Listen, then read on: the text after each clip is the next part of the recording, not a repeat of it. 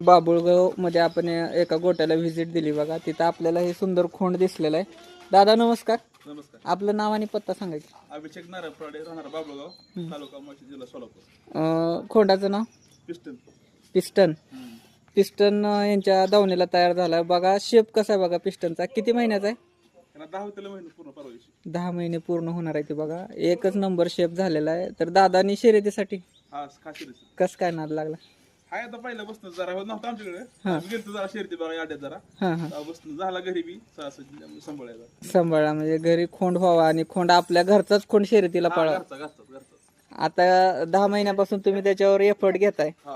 सुरुवातीचं नियोजन कसं होतं ना आता कसं आहे?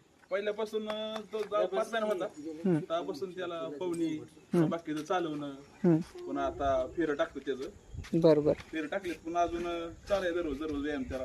दिसाड 2 दिवसाड. कधी मैदानात दिसेल आपल्याला? आता मैदानात दिवाळी नंतर जरा पाऊस बंद झाला की दिसणार. दिवाळी नंतर आपल्याला मैदानात दिसेल. तयारी चालू आहे. फेरं टाकायचं चालू आहे. पवनीला किती वेळ स्टॅमिना याचा? पवनीला हाय चालतंय 2-4 फेर 2-3 आठ भरले त्याला. हा हा 4-5 मिनिटं चालतंय एवढं. 4-5 मिनिटं पवनीला चालतंय. पण एकच नंबर शरीर बनलेलं आहे बघा. जर कोणाला याचं खुराक नियोजन जाणून घ्यायचं असलं नंबर सांगा की दादा.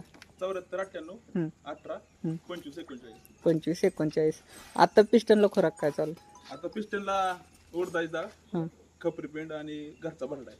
घरचा भरडा आहे बघा. आणि असंही एक नंबर बनलेला आहे. तर कसा वाटला पिस्टन कमेंट करून नक्की सांगा. भविष्यात स्वप्न काय आपलं? स्वप्न काय आता त्या नशिबात, आपल्या नशिबात काय आहे काय वरचं काय काय होईल ते होईल. फक्त गोलाला राहायला पाहिजे.